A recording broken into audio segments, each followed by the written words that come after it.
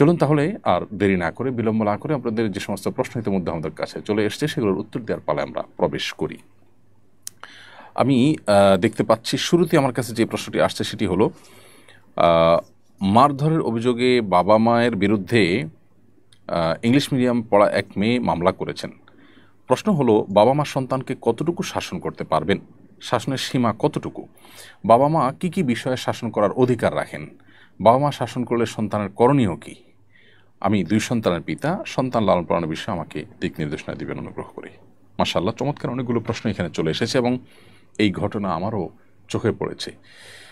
অন্য 10 জনের মতো আমি বিচলিত হয়েছি এবং ব্যথিত হয়েছি। আমরা কোথায় যাচ্ছি? পশ্চিমা সভ্যতার কালো থাবা আমাদের সমাজকে দিন দিন গ্রাস করছে এবং আমাদেরকে ধ্বংসের দ্বারপ্রান্তে নিয়ে যাচ্ছে। সন্তান তার বাবা মার বিরুদ্ধে নালিশ করেছে শুধু শাসন করার অজুহাতে। সন্তান ফিজিক্যালি কোনো টর্চার্ড হয়েছে, সে বড় ধরনের কোনো ক্ষতিগ্রস্ত হয়েছে, এমন কোনো কিছু দেখা গেল না। অন্তত যেই সংবাদ সম্মেলন বা সাংবাদিকদের সামনে তার যে কথোপকথন, সেখান থেকে সেরকম কিছু আমি যেটুকু শুনেছি তাতে বোঝা যায়নি। অবশ্য বিস্তারিত কথা শুনলে আরও হয়তো ডিটেল জানা যাবে। তারপরও সন্তান হয়ে বাবা মার শাসনের বিরুদ্ধে অবস্থান গ্রহণ করা, এই ঘটনা আমাদেরকে স্মরণ করিয়ে দেয় আরেক ইংলিশ মিডিয়ামের শিক্ষার্থী ঐশীর ব্যাপারে। ইংলিশ মিডিয়াম শিক্ষা প্রতিষ্ঠানগুলোতে মোরাল দিকগুলো এটা এতটাই দুর্বল হয় যে বেশিরভাগ, আমি সবগুলো কথা বলছি না, অনেক ইংলিশ মিডিয়াম স্কুল আছে যেগুলোতে মোরাল দিকগুলোকে বেশ গুরুত্বের সাথে তারা পরিপালন করার চেষ্টা করেন। বাকি বেশিরভাগ শিক্ষা প্রতিষ্ঠানগুলো, অবশ্য ইংলিশ মিডিয়াম শুধু কেন বলছি, অন্য জেনারেল শিক্ষা প্রতিষ্ঠানগুলোতেও আজকাল নীতি নৈতিকতার দিকগুলো এবং ধর্মীয় শিক্ষা এটার ঘাটতির ফলশ্রুতিতে আমাদের নৈতিক অবক্ষয় চরমে পৌঁছেছে। আমরা পশ্চিমাদের অন্ধ অনুসরণ করতে করতে করতে তাদের ধ্বংসের গহ্বরে আমরাও নিমজ্জিত হয়ে যাচ্ছি। তাদের পরিবার ব্যবস্থাপনা ভেঙে পড়েছে। বাবা মা সন্তান সন্ততি কারোর মধ্যে সেরকম বোঝাপড়া, সেরকম বন্ডিং নেই যেটা আমাদের সমাজে আছে। অতএব আমরা তাদের অনুকরণের এই পথ যদি পরিহার না করি, আমরা যদি আমাদের নিজস্ব কৃষ্টি, আমাদের নিজস্ব কালচার আছে এবং আমাদের কৃষ্টি কালচার এটাই আমাদের স্বকীয়তা, এটাই আমাদের আত্মপরিচয়ের জায়গা, সেটাকে যদি আমরা ধারণ না করে তাদের মধ্যে হারিয়ে যাই, তাহলে সেক্ষেত্রে আমাদের ধ্বংস অনিবার্য হবে এবং তারা যেভাবে শেষ হয়ে গেছে, তাদের পরিবার ব্যবস্থা যেভাবে শেষ হয়ে গেছে, আমরা সেভাবে শেষ হয়ে যাব। এই জায়গাটাতে আমাদের বিশেষভাবে অ্যাড্রেস করা দরকার বলি আমি মনে করি। এই ঘটনা আমাদের সেই বিষয়টাকে আবারও স্মরণ করিয়ে দেয়। কিন্তু পাশাপাশি এও বলতে চাই, বাবা মা শাসন করার অধিকার রাখেন এর মানে এই নয় যে তারা যে কোনো রকমের শাসনের নামে টর্চার করতে পারবেন বা টর্চার করতে পারবেন, অত্যাচার করতে পারবেন সন্তানকে, এমন কোনো কথা নেই। বরং অপরাধ করলে বা সন্তান ভুল পথে গেছে মনে হলে বাবা মা তাদেরকে নাসিহা করবেন, উপদেশ দিবেন, বোঝাবেন, কাউন্সেলিং করবেন। একটা পর্যায়ে তাদেরকে শাসন করার প্রয়োজন হলে সেই শাসন করবার অধিকার রাখেন বাবা মা। শুধু অধিকার নয়, বরং সেটি তাদের উপর কর্তব্য সন্তানকে শাসন করা। অপরাধ ভেদে শাসনের মাত্রা কম বেশি হবে। সেটি কখনো মৃদু বকাঝকার মধ্যে সীমাবদ্ধ থাকতে পারে, মৃদু তিরস্কারের মধ্যে সীমাবদ্ধ থাকতে পারে, কখনো কখনো সেটি প্রহার পর্যন্ত গড়াতে পারে। ইসলাম শরিয়া দৃষ্টিকোণ থেকে সেটিও অনুমোদিত। তবে সে প্রহার সন্তানকে ব্যথা দেওয়া বা সন্তানকে অত্যাচার করবার উদ্দেশ্য হবে না, সেটি হবে নিছকই তাকে শাসন করবার জন্য। এই প্রহারের ক্ষেত্রে শরিয়ার আবার বেশ কিছু নীতিমালা আছে। এর মধ্যে থেকে একটা হলো, শাসন হতে হবে, যে কোনো প্রহার হোক, যে কোনো শাসন হোক, সেটা হতে হবে সন্তানের কল্যাণের উদ্দেশ্যে। বাবা মা ক্ষুব্ধ হয়ে, রাগান্বিত হয়ে তাদের ক্ষোভকে চরিতার্থ করবার জন্য যদি সন্তানকে শাসন করেন, তাদের গায়ে হাত তোলেন, সেটা জুলুমের পর্যায়ে যাবে এবং আল্লাহর কাছে তার জন্য জবাবদিহি করা লাগতে পারে তাদের। এমনভাবে শাসন করা যাবে না যার ফলে চামড়ায় কোনো দাগ পড়ে যায়, রক্ত বের হয়, আঘাতপ্রাপ্ত হয়ে চরম অবস্থা তৈরি হয়। এরকম কোনো প্রহারের অনুমোদন ইসলাম দেয় না। জাস্ট এটা সন্তানকে ভয় দেখার জন্য, সতর্ক করবার জন্য করতে ইসলাম বলেছে। এছাড়া চেহারা এবং স্পর্শকাতর জায়গায় কোনো আঘাত করা কারোর জন্য ইসলাম অনুমোদন করেনি। অথবা এই মূলনীতিগুলো মাথায় রেখে আপনি আপনার সন্তানকে শাসন করতে পারবেন। পশ্চিমা সভ্যতা বলে না, কোনো শাসন করা যাবে না, বাচ্চাকে কিচ্ছু বলা যাবে না। এই বস্তা পচা সস্তা চিন্তাধারা তাদেরকে কোথায় নিয়ে পৌঁছেছে সেটা আমরা জানি। হ্যাঁ, তারা জাগতিক অনেক ক্ষেত্রে যথেষ্ট অগ্রসর হয়েছে, কিন্তু তাদের পরিবার ব্যবস্থাপনা আজ মুখ থুবড়ে পড়ে গেছে। এটি আমাদের অস্বীকার করবার কোনো সুযোগ নেই। পক্ষান্তরে আমরা আমাদের গ্রাম বাংলায় আজ থেকে 1, 2, 3 দশক আগেও যে চিত্র দেখেছি, বা এখনও অনেক জায়গায় যে সমস্ত চিত্র আছে, বাবা মার চোখ রাঙানিতে সন্তান শাসিত হয়, সেই শাসনে সন্তান সুপথে ফিরে আসে। বাবা মার যে শাসন করতে গিয়ে গায়ে হাত তোলা, সন্তান সুলভ যে প্রহার, সে প্রহার অনেক সন্তান সারা জীবন স্মরণ করেন এবং সেই প্রহারই সন্তানকে মানুষ মতো মানুষ হতে সাহায্য করে।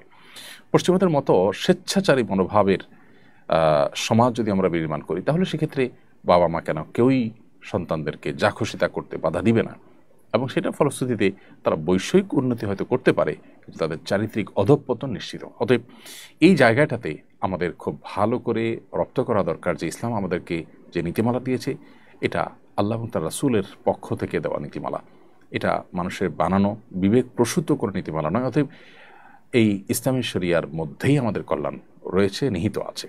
আজও অনেক বড় বড় পদে অধিষ্ঠিত সরকারি বেসরকারি বিভিন্ন পর্যায়ের কর্মকর্তা ব্যবসায়ীরা আছেন যারা ছোটবেলায় অনেক শাসনের মুখোমুখি হয়েছেন বাবা মার, তাদের কেউ কিন্তু তার জন্য কোনো দুঃখবোধের কথা তারা বলবেন না। অতএব আমরা যদি ঐশীর মতো সন্তান না চাই, আমরা যদি সন্তানের জন্য বাবা মার চোখের পানি পড়ার মতো বেদনাদায়ক অধ্যায় না চাই, তাহলে আমাদেরকে ইসলামী ইসলামী শাসন, ইসলামী বিচার বিশ্লেষণ, ইসলামী বিধিবিধানের পথে আমাদেরকে ফিরে আসতে হবে। আমাদের সন্তানদেরকে ধর্মীয় এবং নৈতিক মূল্যবোধ তাদের মধ্যে জাগ্রত করবার চেষ্টা করতে হবে। সন্তানকে যদি সুশিক্ষা দেওয়া হয়, দিনই শিক্ষা, ধর্মীয় শিক্ষা দেওয়া হয়, সে সন্তান বাবা মার বিরুদ্ধে এভাবে অভিযোগ করতে যাবে না, যাওয়ার কথা নয়। তবে খোলাসা কথা হলো, বাবা মাও শাসন করতে গিয়ে সীমা ছাড়িয়ে চলে যাবেন না। এমনকি বকাঝকা করতে গিয়েও সন্তানের মানসিকতা, সেটাকে লক্ষ্য রাখা, তার কোনো টর্চার হচ্ছে কিনা, সে কতটা নিতে পারবে, সব সন্তান একরকম হয় না, ভেঙে পড়বে কিনা, এ বিষয়গুলো মাথা রাখা দরকার। অতএব বাস্তবতা বিবেচনা না করে বাবা মা শাসনের নাম করে যদি এমন কিছু করেন যা সন্তানকে ক্ষতিগ্রস্ত করে, তাহলে সেটা অবশ্যই নাজায়েজ হবে, অনুচিত হবে। এরপরে প্রশ্ন হলো, আমি একজন নার্স, সারাদিনই হেক্সিসল, অ্যালকোহল, প্যাড নিয়ে কাজ করতে হয়। এগুলোর মধ্যে যেহেতু অ্যালকোহল থাকে, সেহেতু এগুলো গায়ে বা কাপড়ে লাগলে ওই কাপড় নিয়ে নামাজ পড়া যাবে কিনা? প্রথম কথা হলো, যেই অ্যালকোহল হেক্সিসল ইত্যাদিতে থাকে, প্যাড ইত্যাদিতে থাকে, সেই অ্যালকোহল এটি কেমিক্যাল। এটি মূলত যে অ্যালকোহলটা মাদক, যেটা পানীয়, এটি তার অন্তর্ভুক্ত নয়, এটি সম্পূর্ণ ভিন্ন। যার কারণে এটি আপনার গায়ে, কাপড়ে, হাতে লাগলেও নামাজে কোনো অসুবিধা হবে না, এটিকে নাপাক বলা যাবে না। দ্বিতীয়ত হলো, যদি ধরেও নেই তর্কের খাতিরে যে এটাও তো অ্যালকোহলই, নাপাক যদি ধরেও নেই, তাহলেও সেক্ষেত্রে অ্যালকোহল ব্যবহার করার কিছুক্ষণের মধ্যে সেটি বাষ্প হয়ে বাতার সাথে মিশে যায়, উড়ে যায়। অতএব তারপরে আপনি নামাজ পড়তে কোনো অসুবিধা নেই। বাংলাদেশের জাতিসংঘের পরবর্তী আবাসিক সমন্বয়ক হিসাবে নিয়োগ পাওয়া কূটনীতিক একজন সমকামী, বিষয়টি জাতিসংঘ সদর দপ্তর থেকে বাংলাদেশকে জানিয়ে এগ্রিমেন্ট চাওয়া হয়েছে। নতুন দূত তার সমকামী পার্টনারকে নিয়েই বাংলাদেশে আসতে চান বলে জানিয়েছেন কূটনৈতিক সূত্র। এক্ষেত্রে বাংলাদেশের কী করণীয় উচিত বলে আপনি মনে করেন? খুবই দুর্ভাগ্যজনক একটি ঘটনা, এবং এই ঘটনায় অন্যদের মতো আমরাও সংক্ষুব্ধ হয়েছি একজন নাগরিক হিসাবে দেশের। আমি মনে করি যে জাতিসংঘ এক্ষেত্রে অপেশাদার আচরণ করেছে।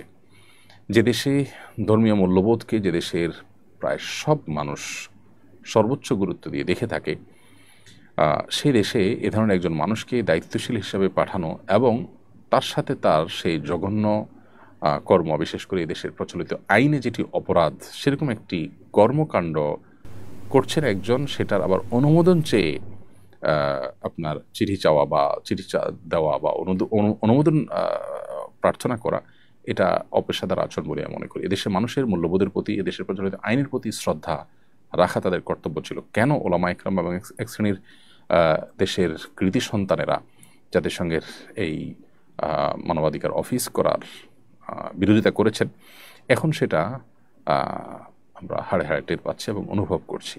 অফিস করার আগেই যদি অবস্থা হয়, তাহলে তাদের এজেন্ডা কী হবে এবং তারা দেশের মূল্যবোধকে কতটা হুমকির মধ্যে ফেলতে পারে, সেটা নিয়ে যথেষ্ট দুশ্চিন্তা করবার সুযোগ আছে। অতএব বাংলাদেশের উচিত, প্রচলিত আইনে যেহেতু সমকামিতা অপরাধ, অতএব সুস্পষ্টভাবে প্রকাশ্যে ঘোষণা দিয়ে এরকম কর্মকাণ্ডে লিপ্ত থাকা ব্যক্তি কোনোভাবেই এদেশে তথাকথিত মানবাধিকার এর প্রতিষ্ঠার কাজ করতে পারেন না, তাকে পরিষ্কারভাবে ডিনাই করা উচিত। এবং এক্ষেত্রে এদেশের ধর্মীয় এবং সামাজিক মূল্যবোধের প্রতি শ্রদ্ধা দেখানোটা তাদের কর্তব্য ছিল। কিভাবে তারা সেটাকে বৃদ্ধাঙ্গুলি দেখিয়েছে বা কিভাবে সেটার বিরুদ্ধে তারা বাংলাদেশের কাছে প্রস্তাব পাঠিয়েছে, সেটা আসলে বোধের অগম্য। বিধায় এই বিষয়টা নিয়ে ওলামা ইকরাম এবং সর্বস্তরের মানুষের সোচ্চার হওয়া দরকার এবং সরকারের যথাযথ সিদ্ধান্ত গ্রহণ করা উচিত বলে আমরা মনে করি। এরপর প্রশ্ন হলো, আমি একজন শিক্ষক, আমার নির্ধারিত বিষয়ের পরীক্ষায় কম নম্বর পেয়ে একজন শিক্ষার্থী আত্মহত্যা করেছেন।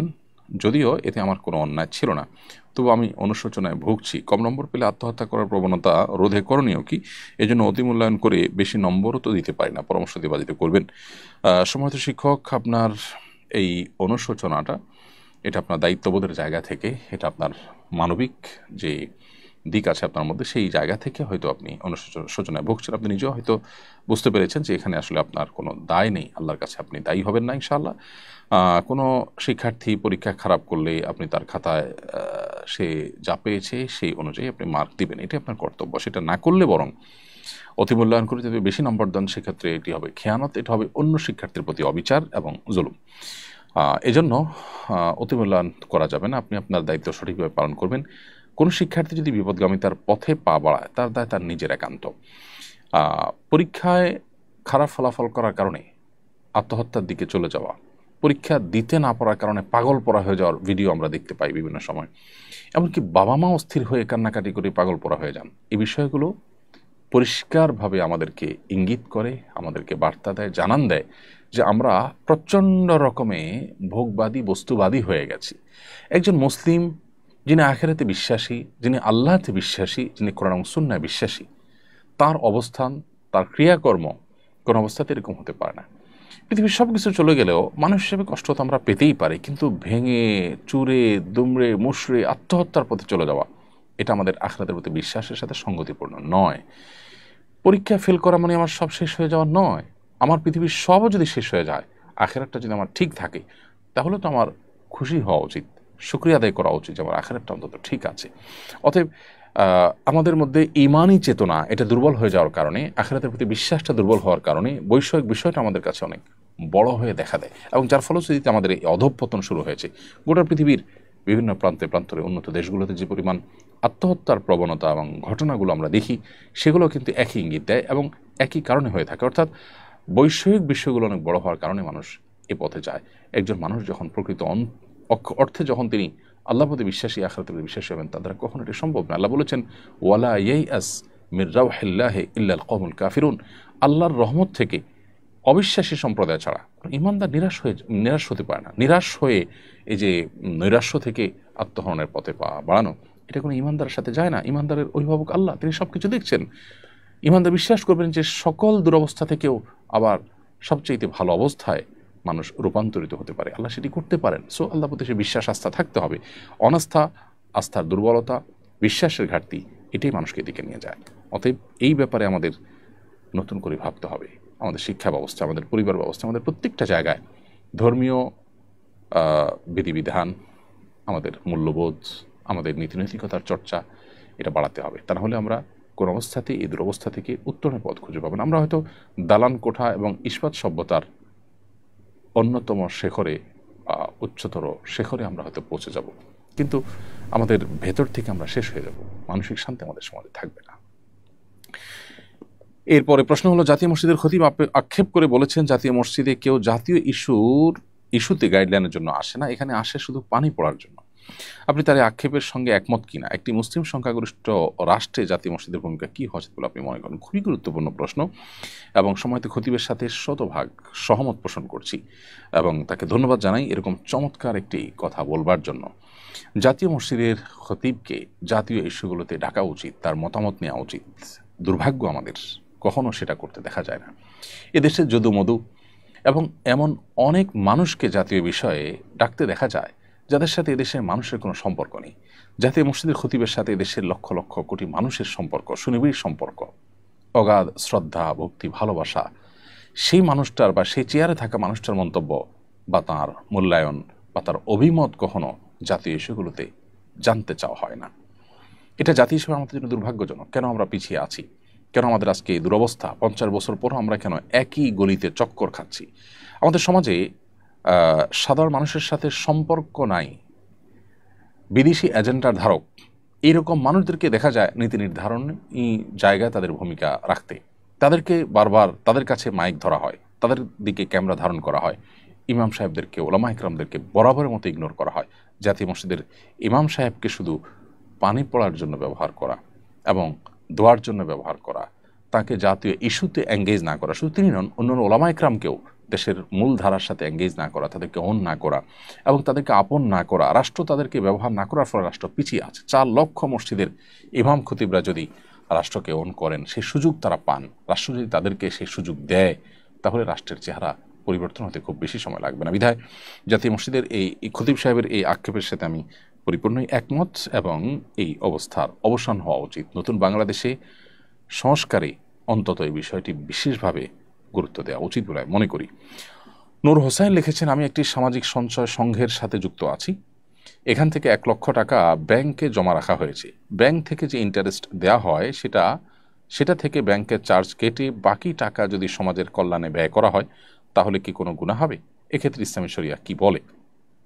ভাই নূর হোসেন, আপনার প্রশ্নের উত্তর হলো যে আপনি যে প্রতিষ্ঠানের কথা বলেছেন সেটা আপনার কথা থেকে বোঝা যাচ্ছে যে এটা সুদভিত্তিক প্রতিষ্ঠান। অতএব এই সুদভিত্তিক প্রতিষ্ঠানে আপনি যে টাকা জমা রেখেছেন সেখান থেকে টাকা জমা রাখলে তার বিপরীতে যে ইন্টারেস্ট দেওয়া হয় সেখান থেকে ব্যাংকের চার্জ কেটে, অর্থাৎ ইন্টারেস্টের টাকা থেকে যে ব্যাংকের চার্জ কেটে বাকি টাকা আপনি সমাজ কল্যাণমূলক কাজ যদি ব্যয় করেন, তাতেও আপনি সুদের দায় থেকে মুক্ত হবেন না। প্রথমত, ব্যাংকের চার্জ ওই সুদের টাকা থেকে কাটাই জায়েজ হবে না। কেন?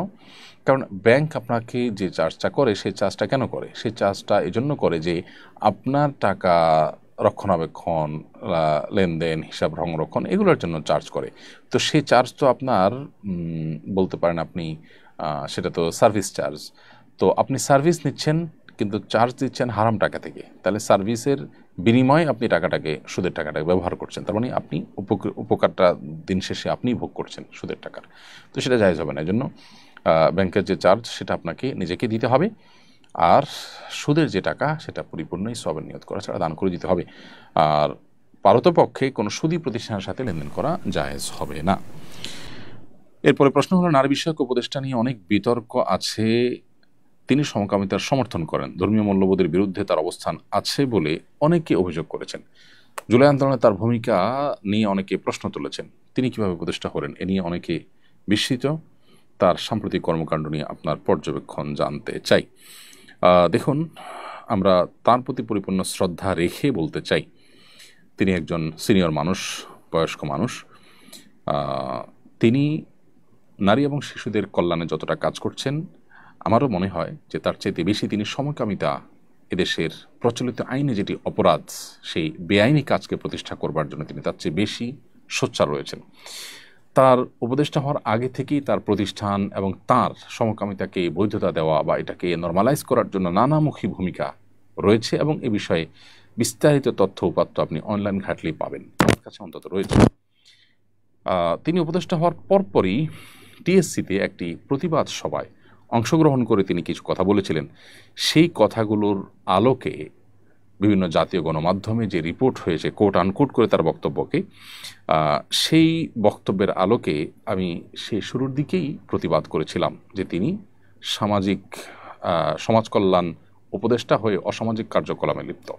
তিনি নারী এবং শিশুর বিষয়ক উপদেষ্টা হয়ে নারী এবং শিশুর কল্যাণে কাজ না করে বরং নারী সাজছে যে সমস্ত পুরুষেরা, তাদের অধিকার নিয়ে তিনি বেশি ব্যস্ত হয়ে পড়েছেন, এবং পরিবার ব্যবস্থাপনাকে ধ্বংস করবার নীল নকশা যারা বাস্তবায়ন করছেন তিনি তাদের অন্যতম। আমি আবারও বলছি, তার প্রতি শ্রদ্ধা রেখেই তিনি যা করছেন তা এ সমাজের মানুষের মূল্যবোধের বিরুদ্ধে যুদ্ধের শামিল, এবং উপদেষ্টা পরিষদের মধ্যে তিনি যতটা জঘন্য কর্মকাণ্ডে লিপ্ত, আমার মনে হয় না অন্য কারোর ব্যাপারে সেরকম আপত্তি, এত জোরালো আপত্তি অন্তত আছে। আমরা জানি যে তিনি নারী এবং শিশু বিষয়ক মন্ত্রণালয়ের দায়িত্বপ্রাপ্ত।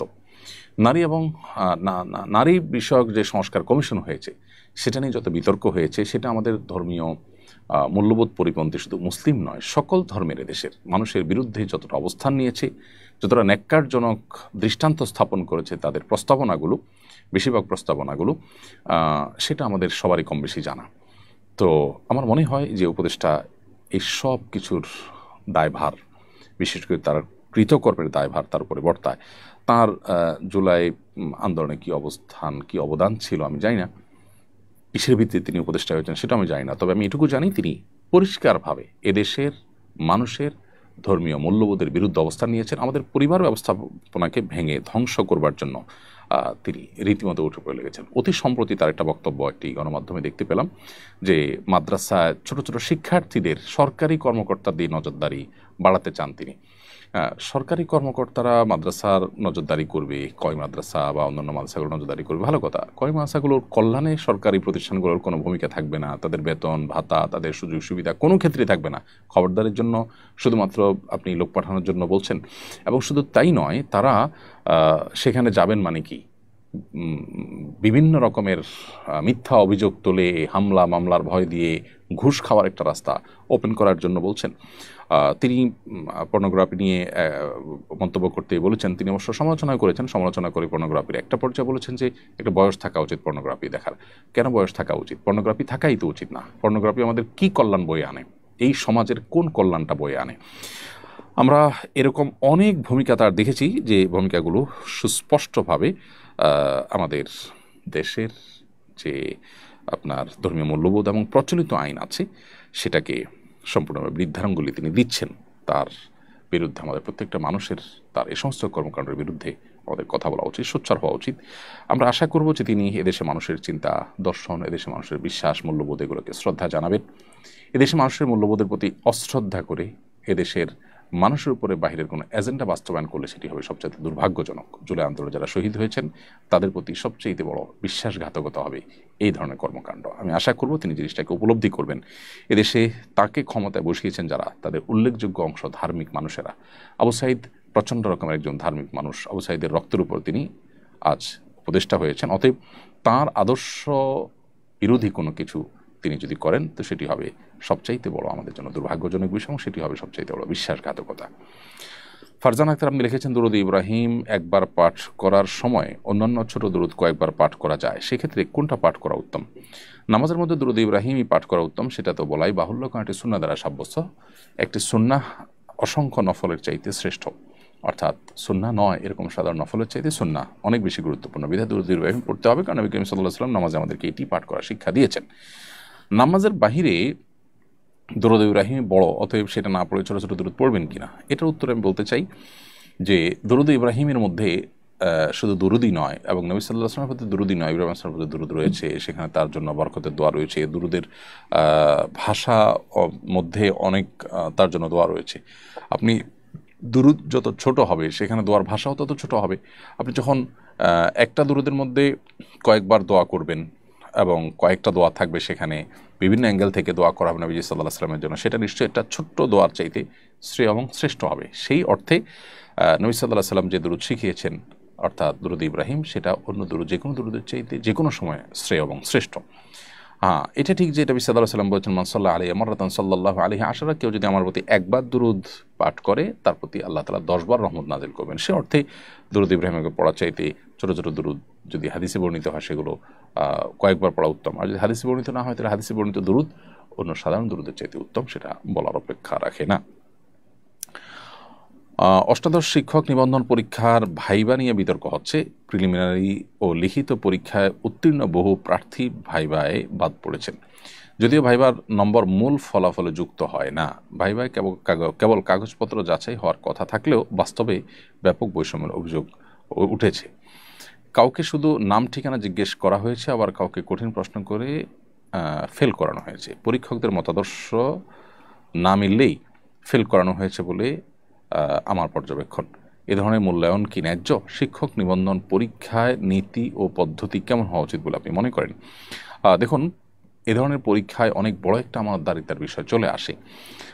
এখানে কারোর প্রতি যদি কোনো প্রকার বৈষম্য করা হয়, জুলুম করা হয়, সেটি শুধু জুলুমই নয়, সেই রাষ্ট্রকে বা জনগণকে তাদের অধিকার থেকে বঞ্চিত করা, এবং এর বিপরীতে অযোগ্য অথর্ব এবং তুলনামূলক কম যোগ্য মানুষকে আপনার নিয়োগ দিয়ে মূলত রাষ্ট্রের সাথে জনগণের সাথে প্রতারণা করা হয়। অনেক মানুষের অধিকার, গোটা দেশের জনগণের অধিকার সেখানে নষ্ট করার সামিল। তো এই জন্য এ ধরনের বৈষম্য করা সুস্পষ্ট জুলুম, এবং প্রশ্নের উত্তর সঠিক দেওয়ার পরও যদি ফেল করানো হয় কলা কৌশলে, বিশেষ করে নিজের মতাদর্শের সাথে বনিবনা না হলে, তাহলে সেক্ষেত্রে ভিন্ন ঘরানার হওয়ার কারণে অনুত্তীর্ণ করা এটা ইসলাম এবং রাষ্ট্রীয় প্রচলিত আইনের পরিপন্থী। বিধায় এ ধরনের কর্মকাণ্ড বন্ধ হওয়া উচিত। প্রায় সময় এ ধরনের অভিযোগ ওঠে, আমি জানি না এই অভিযোগগুলোকে কতটা আমলে নেওয়া হয়। আন্দোলন করতে করতে যদি একেবারে বাধ্য করা না হয়, তাহলে পারতপক্ষে এ ধরনের অভিযোগগুলো নিয়ে কর্তৃপক্ষকে সেরকম কোনো ভূমিকা রাখতে সচরাচর দেখা যায় না। নতুন বাংলাদেশে অন্তত এই জিনিসগুলো একেবারে দুঃখজনক এবং দুর্ভাগ্যজনক। আমিও ব্যক্তিগতভাবে এরকম কিছু ভাইকে জানি যারা এই ধরনের বিভিন্ন পরীক্ষা অংশগ্রহণ করেছেন। এতটা যোগ্য, এতটা মেধাবী, তাদের পরীক্ষার ফলাফল এতটা ভালো এবং মানুষ হিসেবে তারা এতটা ভালো যে তারা এই ধরনের পদে যাচ্ছেন। এটাই একটা সারপ্রাইজিং বিষয় যে এরকম পদের জন্য তারা আবেদন করেছেন অথচ তাদেরকে পর্যন্ত বাদ দেওয়া হয়েছে। এরকম ঘটনা আমিও জানি। খুবই দুর্ভাগ্যজনক এই বিষয়গুলো। অতএব বৈষম্যের কারণে যাদেরকে চাকরি থেকে বঞ্চিত করা হবে, এটা তাদেরকে বঞ্চিত করার মাধ্যমে শুধু তাদেরকে বঞ্চিত করা হয় না, যে প্রতিষ্ঠানের জন্য নিয়োগ দেওয়া হয়েছে সেই প্রতিষ্ঠানের শিক্ষার্থীদেরকে বঞ্চিত করা হয় অযোগ্যদেরকে নির্বাচন করার মধ্য দিয়ে। অতএব এই বিষয়গুলোকে দেখা উচিত খতিয়ে ভালো করে। মোহাম্মদ শিহাব ফরাজি আপনি লিখেছেন, ওমরার সময় সাই শেষ করে আমি যখন চুলে ব্লেড মারতে গিয়েছিলাম তখন আমার মাথার চামড়া একটু কেটে রক্ত বের হয়েছে, এই জন্য কি আমার উপর দম ফরজ হয়েছে? না, আপনার ব্লিডিংয়ের কারণে দম আবশ্যক হয় না। অতএব আপনার চুল চাচতে গিয়ে মাথা যদি কেটেও যায়, এমনকি অন্য কোনো কারণে আপনার পাও বা হাত বা শরীরের কোনো অঙ্গ প্রত্যঙ্গ যদি ইনজুর্ড হয়, তাতে আপনার দম আবশ্যক হয় না। একজন নারী তার মৃত্যু পথযাত্রী স্বামীকে কিডনি দান করে জীবন বাঁচিয়েছেন, অথচ অসুস্থ হওয়ার পর সেই স্বামী পরকীয়া লিপ্ত হয়েছেন। এমন অকৃতজ্ঞতা, অবিশ্বাস এবং বৈবাহিক বিশ্বাসভঙ্গ ইসলামের দৃষ্টিতে কীভাবে দেখা হয়? একজন স্ত্রী ধরনের আচরণের শিকার হলে শরীরের দৃষ্টিতে তার জন্য করণীয় কি? খুবই দুর্ভাগ্যজনক একটি বিষয়। যে বোন এরকম পরিস্থিতির শিকার হয়েছেন, আমরা তাকে বলবো সবর করুন এবং আল্লাহর কাছে ফরিয়াদ করুন। আল্লাহ তাআলা আপনার উত্তম বিহিত করুন, আমরা আপনার জন্য দোয়া করি। আর যে আপনার যে অকৃতজ্ঞ এবং যে পাষাণ স্বামী এ ধরনের কর্মকাণ্ড করেছে, যেই স্ত্রী নিজের জীবন বাজি রেখে স্বামীর জীবনকে রক্ষা করেছেন, সেই স্ত্রীর প্রতি ভালোবাসা, শ্রদ্ধা সারা জীবন যেখানে নিবেদন করা দরকার সেটা না করে তিনি পরকীয়া লিপ্ত হয়ে রীতিমতো নিজে সবচাইতে অকৃতজ্ঞ মানুষের পরিচয় তিনি দিয়েছেন। আল্লাহ তাআলা অকৃতজ্ঞদেরকে কঠিন শাস্তির কথা কিন্তু ঘোষণা দিয়েছেন কোরআনে কারিমে। আর পরকীয়া এমনিতে আল্লাহর জমিনের সবচেয়ে জঘন্য অপরাধগুলোর মধ্যে থেকে একটি, যে অপরাধের সবচেয়ে কঠোর শাস্তির কথা বলেছে ইসলামী জীবন দর্শন বা ইসলামের বিধিবিধান, এটি তার একটি। অতএব ইসলামের দণ্ডবিধিতে সবচেয়ে জঘন্য শাস্তি কথা রয়েছে যে অপরাধের কারণে সেই অপরাধে তিনি লিপ্ত হয়েছেন। তার উচিত এখনও তওবা করা, তওবা করে ফিরে আসা। এই নারী, তার স্ত্রী যিনি তার নিজের কিডনি দিয়ে স্বামীর জীবন বাঁচিয়েছেন, তার বদদোয়াই তাকে ধ্বংস করে দিতে পারে। সাময়িক সে হয়তো আনন্দ ফুর্তির মধ্যে আছে, কিন্তু অচিরেই তাকে স্পর্শ করবে তার এই কর্মের করুণ পরিণতি। আমরা আশা করব তার সম্বিত ফিরে আসবে। আর বোনকে বলবো, আপনি ধৈর্য ধারণ করুন। পৃথিবীতে কেউ কাউকে আসলে ঠকাতে পারে না, যে ঠকায় সে নিজেই ঠকে যায়। আল্লাহর কাছে আপনি কড়াই গণ্ডায় সব কিছু বুঝে পাবেন ইনশাআল্লাহ তাআলা। প্রিয় দর্শক, দেখতে দেখতে আমরা অনুষ্ঠানে ঠিক মাঝামাঝি পর্যায়ে এসে পৌঁছেছি। সময় হয়েছে ছোট্ট একটি বিরতিতে যাওয়ার। বিরতির পর আবারও ফিরে আসবো ইনশাআল্লাহ, আমাদের সঙ্গেই থাকবেন। অসহায় দরিদ্রদের দারিদ্র্য দূরীকরণ ও স্বাবলম্বীকরণের লক্ষ্যে আসুন্নাহ ফাউন্ডেশন পরিচালনা করছে স্বাবলম্বীকরণ প্রকল্প। স্বাবলম্বীকরণ প্রকল্পের আওতায় এ যাবৎ প্রায় ৩,০০০ মানুষকে প্রশিক্ষণ ও স্বাবলম্বীকরণ উপকরণ প্রদান করা হয়েছে। আপনার জাকাতের অর্থে স্বাবলম্বী হতে পারে অসহায় দরিদ্র মানুষ। আসুন্নাহ ফাউন্ডেশনের জাকাত তহবিলে জাকাত পাঠাতে ভিজিট করুন www.asunnahfoundation.org/donate/zakat। প্রিয় দর্শক, বিরতির পর আবার আপনাদেরকে স্বাগতম জানাচ্ছি ঈশ্বরের ওই সমাধান অনুষ্ঠানে। আপনারা দেখছেন আসুন্নাহ ফাউন্ডেশন আয়োজিত সাপ্তাহিক সরাসরি প্রশ্ন উত্তরমূলক অনুষ্ঠান ঈশ্বরের সমাধানের 266তম পর্ব। বিরতির আগে আমরা অনেকগুলো প্রশ্ন উত্তর দিয়েছি আলহামদুলিল্লাহ। বিরতির পরে আমি দেখতে পাচ্ছি আমার সামনে যে প্রশ্নটি, প্রথমেই, অজু থাকা অবস্থায় যদি কেউ কোনো অশ্লীল কথা বলে আর আমি তা শুনতে পাই, তাহলে কি আমার অজু ভেঙে যাবে? উত্তর হলো না। কোনো অশ্লীল কথা কেউ যদি বলে তিনি গুনাহগার হবেন, তার নিজেরও অজুভঙ্গ হবে না। অজুভঙ্গ হওয়াটা তো কোনো গুনাহের বিষয় না। অজুভঙ্গ হওয়ার চাইতে বড় ক্ষতি তার হবে। অজুভঙ্গ হলে আবার অজু করলে সেটা রিকভার হয়ে যাবে, কিন্তু অশ্লীল কথা বলার কারণে যে কবিরা গুনাহ হবে বা গুনাহগার হবে, সেই গুনাহ রিকভার করতে হলে তাকে তওবা করতে হবে।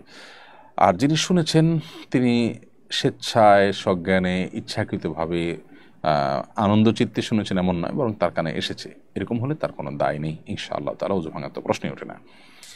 জুলাই আন্দোলনে এক বছর পূর্তি হলো, প্রত্যাশার সঙ্গে প্রাপ্তির সমন্বয় ঘটেছে কিনা, দিনই ক্ষেত্রে কি প্রত্যাশা করেছেন আর কতটুকু পেয়েছেন। প্রথমে বলতে চাই আল্লাহ তাআলার লাখো কোটি শুকর যে আলহামদুলিল্লাহ একটা নতুন আবহাওয়া, নতুন পরিবেশ আমরা পেয়েছি, পরিবর্তন আমরা পেয়েছি, একটি জগদ্দল পাথর থেকে আমরা মুক্তি পেয়েছি, হিন্দুত্ববাদের করাল থাবা থেকে আমরা মুক্তি পেয়েছি। আমাদের শুকরিয়া আদায় করবার মতো অনেক জায়গা আছে, নিশ্চয়ই সেজন্য আল্লাহ তাআলার কাছে আমরা শুকর আদায় করি। সেই সাথে প্রত্যাশার সাথে প্রাপ্তির কিছু কিছু ক্ষেত্রে আপনার সমন্বয় ঘটলেও অনেক ক্ষেত্রেই অপ্রাপ্তি রয়ে গেছে। যে পরিমাণ দিনদার মানুষেরা, মাদ্রাসা শিক্ষার্থীরা যেভাবে তাদের জীবন বাজি রেখেছেন, এমনকি স্কুল কলেজ ইউনিভার্সিটির স্টুডেন্ট যারা জীবন বাজি রেখেছে, তাদের উল্লেখযোগ্য সংখ্যক ধার্মিক। নিশ্চয়ই আপনাদের মনে থাকার কথা, আন্দোলন চলাকালীন সময়ে রাস্তার মাঝে আন্দোলন চলাকালেই এই চরম মুহূর্তেও শিক্ষার্থীদের শত শত হাজার শিক্ষার্থীদের এক সারিতে দাঁড়িয়ে নামাজ আদায় করার দৃশ্য, এগুলো পরিষ্কারভাবে বার্তা দেয় যে এটি মূলত সফল করেছে কারা, এবং যেই জুলুম অবিচার চলেছে এত বছর পর্যন্ত, সে জুলুম অবিচার মূলত কাদের প্রতি হয়েছে, আয়নাঘরে কারা বেশি ছিল। অতএব তারাই যে এই আন্দোলনকে সাকসেস করার জন্য সবচেয়ে বেশি কষ্ট করেছেন, জীবন বাজি রেখেছেন, সেটি বলার অপেক্ষা রাখে না। কিন্তু তাদের আদর্শ, এটার প্রতি কতটা শ্রদ্ধা জ্ঞাপন করা হয়েছে, তাদেরকে কতটা গুরুত্ব দেওয়া হয়েছে, সেটা নিয়ে যথেষ্ট প্রশ্ন করবার সুযোগ আছে। এক শ্রেণী মানুষ এই শহীদদের রক্তের উপর দাঁড়িয়ে বিদেশি এজেন্ডা বাস্তবায়নে তারা ব্যস্ত। তারা এই দেশে মানুষের কল্যাণ সাধন করার চাইতে বিদেশিদের বিভিন্ন কৃষ্টি কালচারকে এখানে প্রতিষ্ঠা করবার জন্য তারা মরিয়া হয়ে উঠেছেন। বিভিন্ন এনজিওগুলোর শেখানো মন্ত্র, সেগুলো তারা অনবরত পাঠ করে চলেছেন এবং সেগুলোকে সুকৌশলে আমাদের এই রাষ্ট্রের মধ্যে প্রবেশ করাবার, প্রতিষ্ঠিত করবার তারা চেষ্টা করছেন। এই জায়গাতে একটা বড় অপ্রত্যাশা রয়েছে। আর এর বাইরে আলহামদুলিল্লাহ শুকরিয়া আদায় করবার যথেষ্ট জায়গা আছে, সেটি তো আমরা অবশ্যই বলবো। আমি আশা করব যে বাকি যে দিনগুলো আছে সেই দিনগুলোতে সরকার এবং সংশ্লিষ্ট যারা আছেন তারা জনগণের প্রত্যাশাটার প্রতি শ্রদ্ধা তারা নিবেদন করবেন, মানুষের প্রত্যাশাকে তারা বোঝার চেষ্টা করবেন, মানুষ কি চায়। এদেশে মানুষ ধর্মপ্রাণ, ধর্মীয় মূল্যবোধ পরিপন্থী করে কিছু চাপিয়ে দেওয়াকে দেশে মানুষ কখনো ভালোভাবে নেয় না এবং সহ্য করে না। সেই বিষয়টিকে আমি আশা করছি তারা দেখবেন এবং ধর্মীয় জনগোষ্ঠীর যে আত্মত্যাগ, সেটার প্রতি তারা শ্রদ্ধা দেখাবেন, সেটি আমি প্রত্যাশা করি তাদের কাছে। এমনি তাওফিকুল ইসলাম মিলন আপনি লিখেছেন, আমি একজন হিন্দু ধর্মাবলম্বী গাড়ি চালক। তাদের ধর্মীয় পূজার বিভিন্ন কাজে আমাকে প্রায়ই আম পাতা, দুর্বা ঘাস, ফুল ইত্যাদি এনে দিতে বলেন, আমি না করতে পারি না। এ থেকে আমি গুনাহগার হচ্ছি কিনা, আমার করণীয় কি? মৌলিকভাবে তো আম পাতা, দুর্বা ঘাস বা ফুল এই সমস্ত জিনিস কেনা বা নিয়ে আসা, এগুলো তো মৌলিকভাবে কোনো নাজায়েজ কাজ নয়। এটা তো নির্ভর করে তার ব্যবহারের উপরে। কেউ যদি পুজো বা শিরকের কাজের জন্য ব্যবহার করে, তাহলে তার উপরে ইনশাআল্লাহ আপনার উপরে বর্তাবে না। তারপরও আপনি যদি জানেন যে এই কাজ দিয়ে এটা শিরকের কাজেই ব্যবহার করা হবে, তাহলে যতটুকু সম্ভব এটা আপনি এড়িয়ে চলবেন। তারপরও সতর্কতামূলকভাবে আপনি এ ধরনের শিরকের কাজে পরোক্ষ সহযোগিতা হয় সেরকম কাজ থেকে বেঁচে থাকার জন্য প্রয়োজন আপনি বিকল্প বা ভিন্ন উপার্জনের চিন্তা করবেন। তবে মৌলিকভাবে কোনো অমুসলিমের অধীনে কাজ করা বা তার কর্মচারী হয়ে কাজ করা, এটি মৌলিকভাবে কোনো নিষিদ্ধ কোনো বিষয় নয়। অন্যায় কাজ যদি করতে হয় আপনাকে, সেটি মুসলমানের অধীনে থেকেও করাও অন্যায়, অমুসলিমের অধীনে করাও অন্যায়। অর্থাৎ এখানে মুসলিম অমুসলিমের অধীনতাটা মূল বিষয় না, মূল বিষয়টা আপনি কী করছেন সে বিষয়টি। এরপরে প্রশ্ন হলো, তাজিয়া মিছিলের বিধান কি? শোক পালনের সীমা কতটুকু? শোকে নিজের শরীর আঘাত করা এবং নিজের শিশু সন্তানকেও আঘাত করা, রক্তাক্ত করা, এই সম্পর্কে ইসলাম কি বলে? পরিষ্কারভাবে নবী সাল্লাল্লাহু আলাইহি ওয়াসাল্লামের হাদিস রয়েছে, লা ইহদাদা আলা ফাওকা সালাসা আইয়াম, 3 দিনের বেশি কোনো প্রকার শোক পালন করা চলবে না। একজন নারী যিনি স্বামী হারা হয়েছেন, বিধবা নারী, তিনি 4 মাস 10 দিন পর্যন্ত শোক পালন করতে পারেন। এছাড়া সকল প্রকার শোক পালন হবে 3 দিন। হ্যাঁ, কোনো মানুষের বিয়োগে, মৃত্যুতে কষ্ট, বেদনা সারা জীবন আমাদের মধ্যে থাকতে পারে, সেটা ভিন্ন বিষয়। কিন্তু শোক পালন বলতে যা বোঝায়, সে আনুষ্ঠানিকতা, সে কার্যক্রম 3 দিনের বেশি করা জায়েজ নয়। সেজন্য এ ব্যাপারে আমাদের সর্বোচ্চ দায়িত্বশীলতার পরিচয় দিতে হবে এবং বিদআত থেকে আমাদের দূরে থাকতে হবে। শোক পালনের নামে তাজিয়া মিছিল বের করা, এটা শরিয়া সম্মত কোনো বিষয় না। নবী সাল্লাল্লাহু আলাইহি ওয়াসাল্লামের মৃত্যুতে এরকম কেউ করেনি। হোসেন রাদিয়াল্লাহু তাআলার মৃত্যুতে আমরা প্রত্যেকটা মুসলিম ব্যথিত। তার হত্যাকারী, খুনি, জালিম এবং ফ্যাসিস্টদের প্রতি ঘৃণা গোটা বিশ্বের মুসলমানদের রয়েছে, আমাদের সবার রয়েছে, কিন্তু তার মানে এই নয় যে আমরা হোসেন রাদিয়াল্লাহু তাআলার প্রতি সহমর্মিতা প্রদর্শন করতে গিয়ে এমন কোনো কাজ করবো যেটা নবী সাল্লাল্লাহু আলাইহি ওয়াসাল্লাম আমাদেরকে অনুমোদন করেনি। নবী সাল্লাল্লাহু আলাইহি ওয়াসাল্লাম নিজের মৃত্যুর পরও কি আমরা তাজিয়া মিছিল, অথবা তার চাচা হামজা রাদিয়াল্লাহু তাআলা নির্মমভাবে কাফেরদের হাতে মৃত্যুবরণ করেছেন, শাহাদাত বরণ করেছেন, আমরা কি তাজিয়া মিছিল বের করি? উহুদ, বদর, কতগুলো ইতিহাস আছে ইসলামের যেখানে আমরা অনেক প্রিয় মানুষদেরকে অত্যন্ত নির্মমভাবে আপনার শাহাদাত বরণ করতে আমরা দেখেছি। কই তাদেরকে নিয়ে তো কোনো তাজিয়া মিছিল বের করা হয় না। বিধায় এটি একেবারেই মন গড়া, নবী সাল্লাল্লাহু আলাইহি ওয়াসাল্লামের হাদিসের সম্পূর্ণ খেলাফ। বিধায় এটি করবার কোনো সুযোগ নেই।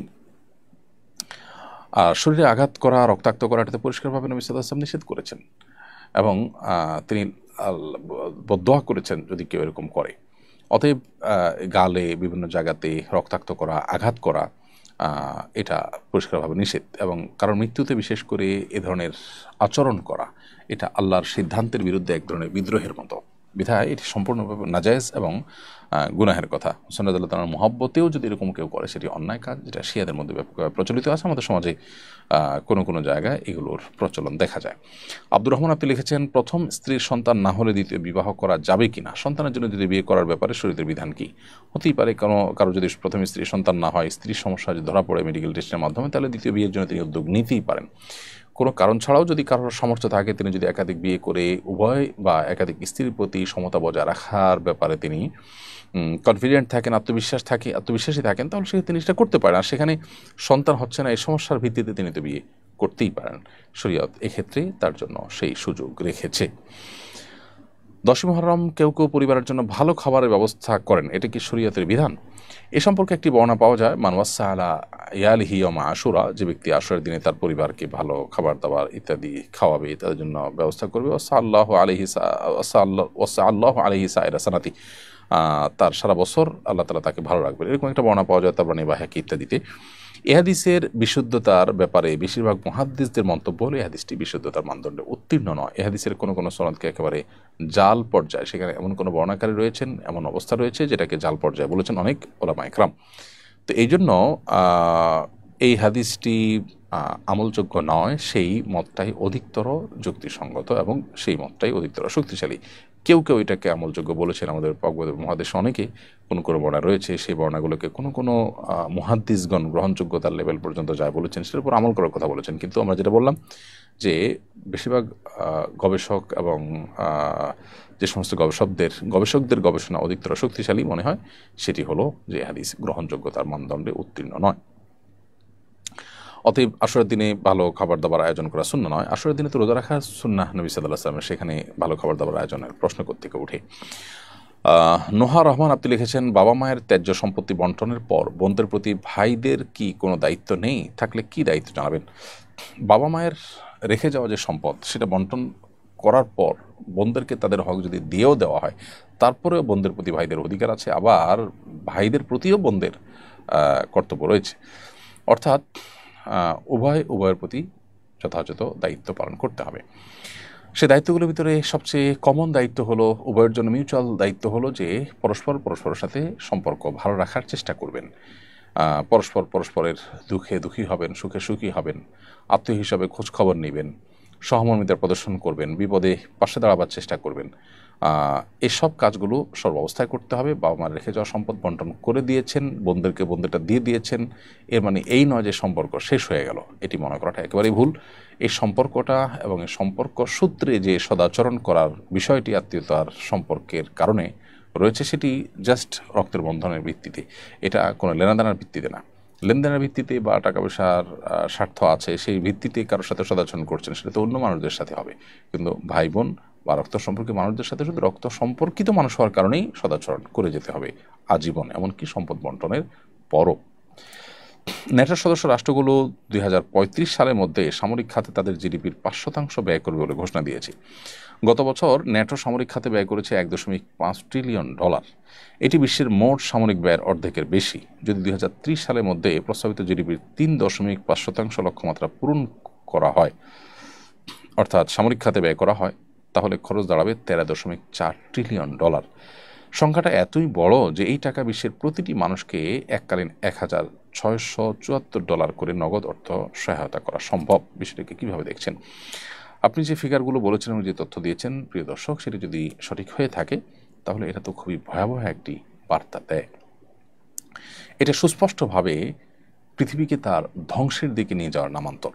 অস্ত্রের এই মহড়া এবং এই প্রতিযোগিতা গোটা বিশ্বের মানুষের দারিদ্র্য বিমোচন করা সম্ভব যেই বাজেট দ্বারা, সেই বাজেট যদি শুধু অস্ত্রের জন্য আর যুদ্ধের প্রস্তুতির জন্য এবং সামরিক খাতে ব্যয় করা হয়, তাহলে তার মানে হবে যে সবাই খেয়ে না খেয়ে অস্ত্র এবং সামরিক শক্তি এটি বাড়াবার চেষ্টা করবে, এবং যার ফলশ্রুতিতে পান থেকে চুন খসলেই যুদ্ধ বাঁধবে। ইতিমধ্যে আমরা একের পর এক যুদ্ধ বাড়তে দেখছি, যুদ্ধ বাঁধতে দেখছি।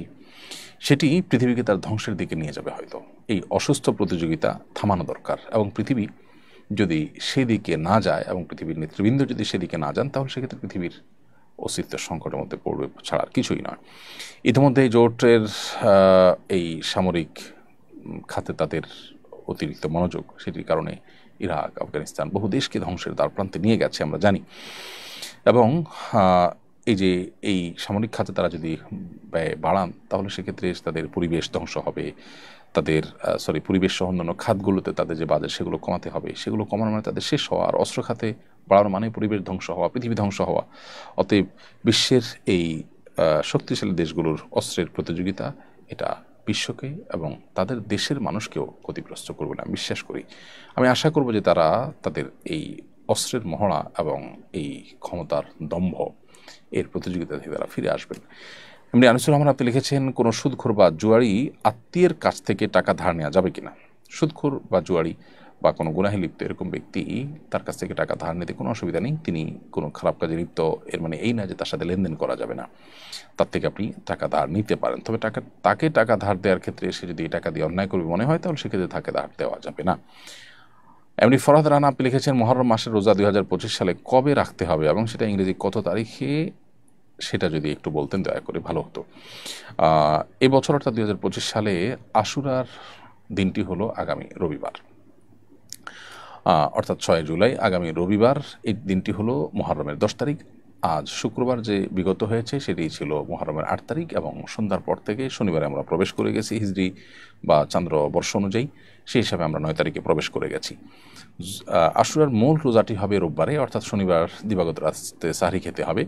আর আশুরার রোজা যেহেতু দুটি রাখা সুন্নাত বিধায় তার পাশাপাশি 9 তারিখ বা 9 জিলহজ রোজা রাখতে হবে, সেটি হলো আগামীকাল শনিবার। সেই হিসাবে আজকে রাতে সাহরি খেয়ে আমরা রোজা রাখবো ইনশাআল্লাহ তাআলা। মিডল ইস্ট থেকে আমাদের যে সমস্ত দর্শকরা দেখছেন, তারা তো গতকালই তাদের 9 তারিখ ছিল আশুরার, এবং আজকে সাহরি খেয়ে আগামীকাল শনিবার তারা আশুরার 10 তারিখ হিসাবে রোজা রাখবেন। যদি কেউ 9 তারিখটা মিস করে থাকেন মিডল ইস্টের এবং অন্যান্য অঞ্চলের মানুষেরা, তাহলে সেক্ষেত্রে আগামীকাল 10 তারিখের পাশাপাশি পরশু অর্থাৎ রবিবারও তারা রোজা রাখবেন, অর্থাৎ 10-11। যেহেতু নবী সাল্লাল্লাহু আলাইহি ওয়াসাল্লাম দুটি রোজা রাখতে আমাদেরকে নির্দেশ করেছেন আশুরা হিসাবে, সেই হিসাবে আমরা রাখবো। আর বাংলাদেশে যারা অবস্থান করছে বা এতদ অঞ্চলে যারা আছি, আশেপাশে কলকাতা, ভারত, আশেপাশে যে সমস্ত মানুষজন আছি আমরা, তারা আজকে রাতে সাহরি খেয়ে আগামীকাল রোজা অর্থাৎ শনিবার রোজা রাখবো 5 জুলাই, এবং শনিবার দিবাগত রোজার সাহরি খেয়ে আমরা রোববার 6 জুলাই রোজা রাখবো ইনশাআল্লাহ আশুরা রোজা। এমনি পারভেজ সর্দার মেরাজ আপনি লিখেছেন, আমি চাকরির জন্য ঢাকায় থাকি, আমার স্ত্রী বাড়িতে আমার বাবা মার সাথে থাকেন, তাদের মধ্যে বনিবনা হয় না, এজন্য আমার স্ত্রী আমার সাথে থাকতে চান, আমার করণীয় কি, ইসলাম কি বলে? আপনার বাবা মাকে সেবা করবার জন্য আপনি কোনো লোক রেখে দিবেন, কোনো লোকের মাধ্যমে চেষ্টা করবেন, তাদের সুস্থ সবল হয়, তাহলে সেক্ষেত্রে তাদের নিজের কাজ যদি নিজেরা করতে পারেন সেটা তো খুবই ভালো কথা। পাশাপাশি তাদের ভরণ পোষণের জন্য আপনি ব্যবস্থা গ্রহণ করবেন। স্ত্রীকে বাবা মার সাথে রাখতে হবে এরকম কোনো নির্দেশনা ইসলাম দেয় না। আমাদের সামাজিক বাস্তবতায় আমরা হয়তো একাধিক পাতিল বা একাধিক সংসার এটা চালানো আমাদের জন্য কঠিন হয়, সেজন্য আমরা একসাথে থাকি। অতএব আর্থিক যদি টানাপোড়েন থাকে তাহলে সেক্ষেত্রে সেটা ভিন্ন বিষয়। সেক্ষেত্রেও আপনি স্ত্রীকে বাবা মার কাছে থাকলে স্ত্রীর যে ন্যূনতম অধিকার আছে, তার প্রাইভেসি, তার আপনার স্বাধীনভাবে চলাফেরার সুযোগ, সেগুলো সবই অবারিত রাখতে হবে। আপনার বাবা মা তার প্রতি কোনো জুলুম করলে তাকে অবশ্যই সেই জুলুম থেকে উদ্ধার করবার জন্য আপনি তাকে পৃথক করবেন, প্রয়োজনে অল্প খাবেন এবং কম খরচ করবেন, কষ্টে চলবেন, কিন্তু তারপরও তাকে তার অধিকারটা দিবেন। বাবা মার সাথে থাকলে যদি তার অধিকার খর্ব হয়, তাহলে অবশ্যই আপনি তাকে নিয়ে আলাদা থাকার চিন্তা করতে পারেন, কিন্তু সেই সাথে বাবা মারও প্রতি আপনার যে কর্তব্য আছে, তাদের ভরণ পোষণ দেওয়ার প্রয়োজন হলে, তারা অভাবী হলে সেটাও তাদেরকে দিয়ে যেতে হবে এবং তাদের সাথে সুসম্পর্ক বজায় রাখার ব্যাপারে আপনার কোনো প্রকার কার্পণ্য করা চলবে না। কিন্তু তার মানে এই না যে বাবা মার প্রতি সদাচরণ করতে গিয়ে স্ত্রীর প্রতি জুলুম করবেন। আমি একজন প্রবাসী স্ত্রী সন্তান নিয়ে বিদেশে আছি, এখানে সন্তানকে দিনই শিক্ষা দিতে পারছি না, করণীয় কি? যেখানে সন্তানকে দিনই শিক্ষা দিতে পারেন না সেখানে তো থাকাই আপনার জন্য জায়েজ নাই। আর সন্তানকে দিনই শিক্ষা দেওয়ার জন্য প্রাতিষ্ঠানিক কোনো ব্যবস্থা না থাকলে নিজে দিন শিখে তাদেরকে শেখানোর চেষ্টা করবেন। এটা হতে পারে আপনার জন্য সর্বশেষ বিকল্প। কিন্তু কোনোভাবে যদি দিনই শিক্ষা দেওয়ার কোনো উপায় না থাকে, আপনি দিতে না পারেন, তাহলে সেক্ষেত্রে সন্তানকে দিন বিমুখ করে গড়ে তোলা আপনার জন্য নাজায়েজ কাজ এবং এরকম পরিবেশে থাকাই আপনার জন্য নাজায়েজ যেখানে আপনি কোনোভাবেই সন্তানকে দিনমুখী করতে পারছেন না, বরং দিন বিমুখ হতে বাধ্য করছেন।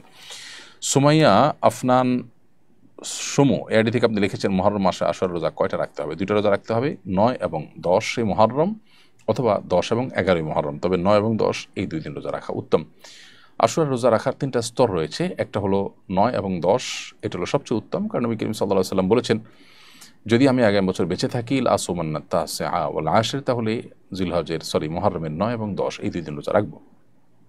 আর যদি এই 2টা রোজা কেউ রাখতে না পারেন, তাহলে দ্বিতীয় স্তর রোজা হবে 10 এবং 11 মুহররমের রোজা রাখা। সেই হিসাবে 10 এবং 11 রাখলেও হয়ে যাবে, এটা দ্বিতীয় স্তর। আর তৃতীয় স্তর হলো শুধু 10 তারিখ রোজা রাখা। যদি 2টা রাখা কোনোভাবে সম্ভব না হয়, তাহলে এই দিনটা রোজা রাখলেও চলবে। যদিও অনেক উলামা ইকরাম এই দিন রোজা রাখতে নিষেধ করেন, কারণ নবী সাল্লাল্লাহু আলাইহি ওয়াসাল্লাম স্পষ্টভাবে বলেছেন, খালিফুল ইয়াহুদ, ইয়াহুদিরা শুধু একটি দিন রোজা রাখে, তাদের ব্যতিক্রম করো। অতএব এই একটি দিন রোজা রাখা ইহুদিদের সাথে সাদৃশ্য হয়ে যায়, ব্যতিক্রম হয় না, সেজন্য অনেক উলামা ইকরাম সেটিকে মাকরুহ বলেছেন। চৌধুরী সানজান আপনি লিখেছেন, একজন মেয়ে হয়ে এমন মেয়েদের সাধারণ ভিডিও দেখলে কি গুনাহ হবে যারা পর্দা করে না? উত্তর হলো না, আপনি এর কারণে গুনাহগার হবেন না যদি সাধারণ মেয়েদের ভিডিও দেখেন, মেয়ে হয়ে মেয়েদের ভিডিও দেখেন। তবে আপনার নাভি থেকে হাঁটুর মধ্যকার যে অংশ, সতর অংশ, সেটা কোনোভাবে দেখা যায় হবে না। এর বাইরের অংশগুলো একজন মেয়ে অন্য মেয়ের দেখতে পারে ভিডিওর মাধ্যমে। আরাফাত হোসেন আরাফ আপনি লিখেছেন, আমি জাহাজে চাকরি করি, জাহাজে থাকাকালীন কি নামাজ কসর করব? জাহাজ যখন চলবে তখন তো আপনি কসর করবেনই। আর যদি জাহাজে ফ্যামিলি সহ থাকেন, সেখানে থাকার মতো একটা পরিবেশই থাকে, তাহলে সেখানে পুরো নামাজ পড়বেন। আর যদি জাহাজ কোনো তীরে ভিড়ে, সেখানেও যদি আপনি নিজস্ব থাকার ঠিকানায় উঠেন বা সেখানে যদি আপনার লম্বা সময় ধরে থাকবেন আপনি জানেন, তাহলে সেখানে পুরো নামাজ পড়বেন। আর না হলে আপনি কসরের নামাজ পড়বেন। অফিসে ট্রেনিংয়ের জন্য সম্মানী দেওয়া হয়, সম্মানী দেওয়ার সময় অফিস থেকেই ট্যাক্স কেটে সরকারি কোষাগারে জমা দেওয়া হয়, কিন্তু আমাদেরকে এ সংক্রান্ত ডকুমেন্ট দেওয়া হয় না। এজন্য এই সম্মানের ট্যাক্স রিটার্নে দেখাই না, কারণ যেহেতু ডকুমেন্ট নেই, তাই এটা রিটার্নে দেখালে এই ট্যাক্স দিতে হবে। প্রশ্ন হলো, এদিকে আমার গুনাহ হবে? উত্তর হলো না, যেহেতু এটার অলরেডি ট্যাক্স আপনি দিয়েছেন, এখন নতুন করে যদি আপনি এটা রিটার্নে দেখান, তাহলে ট্যাক্স আপনাকে দিতে হবে ডাবল, সেটা আপনার প্রতি জুলুম বিধায় এটা আপনি রিটার্ন না দেখালে আপনার গুনাহ হবে না। এমনি শফিকুল ইসলাম আপনি লিখেছেন, আমি কোরআন শরীফ 17 পারা মুখস্থ করেছি, এখন মোবাইলে অনেক আসক্ত হয়ে পড়েছি, নিয়মিত তেলাওয়াত করা হয় না, মাঝে মধ্যে তেলাওয়াত করি, আপনার পরামর্শ উপদেশ কামনা করছি। মাশাআল্লাহ, 17 পারা কোরআন মুখস্থ করা মানে তো অনেক বড় একটা অ্যাচিভমেন্ট এবং অর্জন। মোবাইলের আসক্তি আমাদের জীবন থেকে অনেক মূল্যবান বিষয়কে, অনেক মূল্যবান বস্তুকে কেড়ে নেয়। অতএব এই ব্যাপারটাতে আমাদের মনোযোগী হওয়া উচিত, আমরা যাতে কোনোভাবে মোবাইল ব্যবহারে আপনার মাত্রা জ্ঞান হারিয়ে না ফেলি এবং আসক্ত হয়ে না পড়ি। এটা থেকে উত্তরণের জন্য নিজের বিরুদ্ধে নিজেকে সঠিক সিদ্ধান্ত এবং কঠোর সিদ্ধান্ত গ্রহণ করবার জন্য প্রস্তুতি নিতে হবে। আপনি স্মার্টফোন ব্যবহার করে একটা বাটন ফোন ব্যবহার করেন এবং এতে আপনার সামান্য কিছু অসুবিধা হবে, কিন্তু অর্জন হবে তার চেয়ে অনেক বেশি। এর বাইরে স্মার্টফোনে আপনি সোশ্যাল মিডিয়ার স্ক্রলিং বন্ধ করার জন্য সেই অ্যাপগুলোকে আনইনস্টল করে ফেলুন এবং এই সিদ্ধান্তে অটল থাকুন, এতে আপনার যত কষ্টই হোক ইনশাআল্লাহ এরপর দেখবেন আপনার সময়ের মধ্যে বারাকা আল্লাহ তাআলা দিচ্ছেন। অথবা যদি এটা ব্যবহার করতেই হয়, তাহলে লিমিটেড টাইম ব্যবহার করবেন, একটা নির্দিষ্ট সময়, এরপর এটা অটোমেটিক যাতে লক হয়ে যায়, সেই এরকম অনেক অ্যাপ আছে, সেই অ্যাপগুলো ইনস্টল করতে পারেন, ব্যবহার করতে পারেন। আর চর্চা এবং তেলাওয়াত বাড়ানোর জন্য নিজের মানসিক সিদ্ধান্ত, স্থিরতা, দৃঢ়তা, এটা সবচেয়ে বেশি গুরুত্বপূর্ণ। আল্লাহ আপনাকে তৌফিক দান করুন। নোহার রহমান লিখেছেন, ওসিয়ত মানা কি জরুরি? সব সন্তানদের সমান সমান সম্পদ না দিলেও কি ওসিয়ত মানতে হবে? ওসিয়ত মানার সাথে সম্পদ দেওয়া নেওয়ার কোনো সম্পর্ক নেই। ওসিয়ত যদি শরিয়া সম্মত ওসিয়ত হয়ে থাকে, সেটা পালন করা আবশ্যক। তবে সম্পদ সংক্রান্ত ওসিয়ত যদি হয়, যে সম্পদে ব্যয় করবে এই সংক্রান্ত ওসিয়ত হয়, তাহলে 1/3 বেশি সম্পদ ওসিয়ত, দান করার ওসিয়ত বা কোনো জায়গায় ব্যয় করার ওসিয়ত যদি করে থাকেন মৃত ব্যক্তি, তাহলে সেই ওসিয়ত পূরণ করা সন্তানের জন্য আবশ্যক নয়। 1/3 পর্যন্ত সম্পদের মধ্যে ওসিয়ত কার্যকর হবে। তামান্না আক্তার আপনি লিখেছেন, হায়েজ শেষ হয়েছে, মনে করি পবিত্রতা অর্জন করি, অতঃপর নামাজ আদায় করার পর যদি আবার ঋতুস্রাব দেখা দেয়, এক্ষেত্রে করণীয় কি? আমার সেই ওয়াক্তের নামাজ হবে কি না? আপনার এই বিষয়টি যদি এমন হয়ে থাকে যে আপনার নির্দিষ্ট যে মাসিকের অভ্যাস আছে, নিয়ম আছে, যে আপনি প্রতি মাসে এই কয়দিন হন, ধরুন 5 দিন হন আপনি প্রতি মাসে, এখন হঠাৎ করে প্রতি মাসে 5 দিন শেষ হয়েছে, পবিত্র হয়েছেন, আপনি নামাজ পড়েছেন, এরপর আবার ব্লাড দেখেছেন, তাহলে সেই ব্লাডটা অসুস্থতার ব্লাড, ইস্তেহাজার ব্লাড, যার কারণে আপনার নামাজ হয়েছে এবং এই অবস্থা আপনি নামাজ কন্টিনিউ করে যাবেন প্রত্যেক ওয়াক্তে ওযু করে। আর যদি আপনার যে নিয়মিত সবসময় ঋতুস্রাব হয়ে থাকে, তার চাইতে কম সময় আপনি পবিত্র হয়েছেন মনে করে নামাজ পড়েছেন, এরপরে ব্লাড দেখা দেন, তাহলে সেক্ষেত্রে এই পরবর্তী ব্লাড যেটা দেখা গিয়েছে সেটাকে আপনি মাসিকের মধ্যে গণ্য করবেন এবং আগে যে নামাজ পড়েছেন সে নামাজ হয়নি সেটি ধরে নিতে হবে।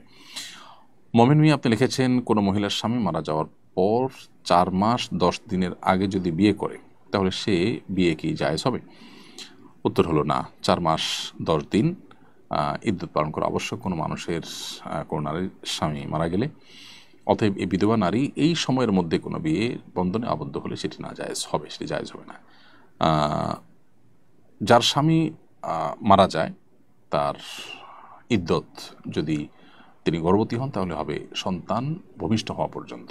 হ্যাঁ, সন্তান ভূমিষ্ঠ হয়ে গেলে তারপর তিনি বিয়ে বসতে পারবেন। তাসনিম হাসান আপনি লিখেছেন, আমার স্বামী খারাপ মেয়ের পাল্লায় পড়েছে, সেটা আমি জানতে পারায় এখন সে আমাকে দেখতে পারে না, এক্ষেত্রে আমার করণীয় কি? স্বামীকে বোঝানোর জন্য নিজে অন্য লোক দিয়ে চেষ্টা করবেন, আল্লাহর কাছে চোখের পানি ফেলবেন। আমরা বেশিরভাগই অভিযোগগুলো মানুষের কাছে করি, আল্লাহর কাছে আমাদের মনের ফরিয়াদগুলোকে খুব কমই পেশ করে থাকি। আল্লাহর কাছে যদি কায়মন বাক্যে আমরা আমাদের চাওয়াগুলোকে পেশ করি, আল্লাহ তাআলা সবচেয়ে বেশি অনুগ্রহশীল, আল্লাহ সবচেয়ে বেশি ক্ষমতাবান, অতএব তিনি মানুষের মনকেও পরিবর্তন করতে পারেন। আমরা সেভাবে দোয়া করতে পারি। সেই সাথে সবর করতে হবে, যদি তার এই জুলুম, তার যে সীমালঙ্ঘন, এটা থেকে তাই কোনোভাবে বিরত রাখা না যায়, সেক্ষেত্রে আপনি তার সংসার করাটা আপনার জন্য নাজায়েজ নয়, কিন্তু এরকম নোংরা মানুষ যে নোংরামি ছাড়বে বলে মনে হয় না, তার থেকে যদি আপনি মুক্তি লাভ করে বিকল্প কোনো পথে পা বাড়াবার সুযোগ থাকে, অন্য কোথাও বিয়ের সুযোগ থাকার সম্ভাবনা থাকে, তাহলে সেটি আপনি করতে পারেন। নোংরা মানুষের সাথে থাকতে শরীর আপনাকে বাধ্য করে না। তবে সেই সাথে তার সাথে বিবাহ বন্ধনে থাকলে যে আপনার বিবাহ অশুদ্ধ হয়ে যাবে অন্য সম্পর্কের কারণে, সেটাও কিন্তু না। আমাতুল্লাহ আফি আপনি লিখেছেন, স্বামী স্ত্রীর মধ্যে পারস্পরিক মহব্বত বাড়ানোর জন্য কী করণীয়? মহব্বত বাড়ানোর জন্য নবী সাল্লাল্লাহু আলাইহি ওয়াসাল্লাম শেখানো সবচাইতে বড় গুরুত্বপূর্ণ আমল হলো দুটি। এক হলো সালাম দেওয়া। নবী সাল্লাল্লাহু আলাইহি ওয়াসাল্লাম বলেছেন যে, আলা আদুল্লুকুম আলা মা ইদা ফাআলতুম তাহাবাবতুম, আমি কি তোমাদেরকে এমন আমলের কথা বলে দিব না যে আমলটা করলে তোমাদের মধ্যে পরস্পর ভালোবাসা তৈরি হবে? নবীজি বলেছেন, আফশুস সালাম বাইনাকুম, তোমরা সালামের ব্যাপক প্রচলন দাও। ব্যাপক প্রচলন আমরা যদি সালামের দিই, ইনশাআল্লাহ দেখা যাবে যে পারস্পরিক ভালোবাসা বাড়বে। সেই সাথে হাদিয়া বা উপহার উপঢৌকন বিনিময়, এটা উভয়ের পক্ষ থেকে হতে পারে। স্ত্রীর যদি টাকা না থাকে, তিনি অন্য কোনোভাবে গিফট বা উপহার হিসাবে স্বামীর জন্য উপস্থাপন করবেন, যেটা হয়তো অনেক ব্যয় সাপেক্ষ না, সেরকম জিনিস দিয়ে বা সেরকম আপনার উপায়ে তিনি স্বামীকে উপহার উপঢৌকন দেবেন। এক কথায় পরস্পরকে হাদিয়া উপঢৌকন আদান প্রদান করার মাধ্যমে কিন্তু পরস্পরের মধ্যে ভালোবাসা তৈরি হয়। এভরিডে টেক্সটাইল এআইডি থেকে আপনি লিখেছেন, টেক্সটাইল ইন্ডাস্ট্রির প্রিন্টিং ডিপার্টমেন্টে বায়ার প্রদত্ত বিভিন্ন ধরনের কার্টুন, প্রাণীর ছবি প্রিন্ট করা হয়, সেখানে চাকরি করা যাবে কিনা? একজন টেক্সটাইল ইঞ্জিনিয়ার হিসেবে বিভিন্ন টেকনিক্যাল বিষয়সমূহের দায়িত্ব পালন করতে হয়, সেই দৃষ্টিতে এটি জায়েজ হবে কিনা? আপনার বেশিরভাগ কাজ যদি হালাল হয়, এরকম 2-4টা কাজ হয়, তাহলে সেক্ষেত্রে আপনার পুরো উপার্জন হারাম হবে না। তবে হ্যাঁ, যেটুকু হারাম সেটুকুর জন্য আপনার যে ভূমিকা, আপনি যে সেটির জন্য কাজ করছেন, সেটুকু তো অবশ্যই হারাম হবে, হারামের সহযোগিতা হিসেবে। অতএব যদি বিকল্প কোনো পথ আপনার সামনে খোলা থাকে, সেই পথে আপনার যাওয়ার চেষ্টা করা দরকার। এরপরে সিজুকা এআইডি থেকে আপনি লিখেছেন, বিয়ে ছাড়া এবং দুধবাই বানানো ছাড়া আর কোনো উপায়ে কি মাহরাম বানানো যায়? উত্তর হলো, মাহরাম বানানোর জন্য 3টি উপায় রয়েছে শরীয়তে। এক হলো রক্ত সম্পর্ক। রক্ত সম্পর্কের মাধ্যমে একে অন্যের মাহরাম হয়ে থাকেন। তখন পরস্পরের সাথে দেখা সাক্ষাৎ করা জায়েজ হয়। আবার বিবাহ বন্ধন পরস্পরের মধ্যে আবদ্ধ হওয়া কোনো কোনো ক্ষেত্রে হারাম থাকে। এটি হলো একটা উপায়। দ্বিতীয়ত হলো দুধের যে সম্পর্ক, রদাআন যেটাকে বলা হয় সেটি। অতএব কোনো শিশু যখন অন্য কোনো শিশুর সাথে একযোগে করে মায়ের দুধ পান করবেন, তারা যদি দুই মায়ের সন্তানও হয়ে থাকেন, দুধ পান এক মায়ের করলে সেক্ষেত্রে তারা পরস্পরের মধ্যে ভাই বোন বা পরস্পরের মধ্যে রক্ত সম্পর্কের মতো আত্মীয়তার বন্ধনে তারা আবদ্ধ হয়ে যান এবং তাদের পরস্পর আপন ভাই বোনের সাথে বিবাহ যেরকম হারাম, তাদের সাথে বিবাহ করা হারাম পরস্পরকে, এবং আর আপন ভাই বোনকে যেরকম দেখা দেওয়া জায়েজ, তাদের সাথেও পরস্পরকে দেখা দেওয়া তারা জায়েজ। তৃতীয়ত, বৈবাহিক সম্পর্কের মাধ্যমেও আত্মীয়তার সম্পর্ক তৈরি হয় এবং মাহরাম এর সম্পর্ক তৈরি হয়। বিধায় এই তিনটা উপায় কিন্তু মাহরাম হতে পারে। নীল রহমান তালিব আপনি লিখেছেন, পাত্রী দিনদার কিনা যাচাই করব কিভাবে? পাত্রীর দিনদারিতা যাচাই করবার জন্য সবচেয়ে বড় উপায় হলো পাত্রীর মধ্যে কোরআন এবং সুন্নাহর প্রতি আনুগত্য আছে কিনা, আল্লাহ এবং তার রাসূলের প্রতি আনুগত্য আছে কিনা। আজকাল অনেকে আছেন যা ছেলে মেয়ে সবার মধ্যেই দেখা যায় যারা নিজেদেরকে মুসলিম দাবি করেন, নামাজ কালামও পড়েন, মেয়েরা হয়তো বোরকাও পড়েন, কিন্তু আসলে তিনি দিনদার নন। একজন মেয়ে তিনি বোরকা পড়েন কিন্তু তার প্রচুর লোভ, তার অনেক নেশা আছে, সোশ্যাল মিডিয়ার নেশা, বিভিন্ন নেশা, টাকার নেশা। তো এটা দিনদারিতা নয়। দিনদারিতা মানে হলো পরিপূর্ণভাবে নিজেকে আল্লাহ এবং তার রাসূলের সামনে সঁপে দেওয়া।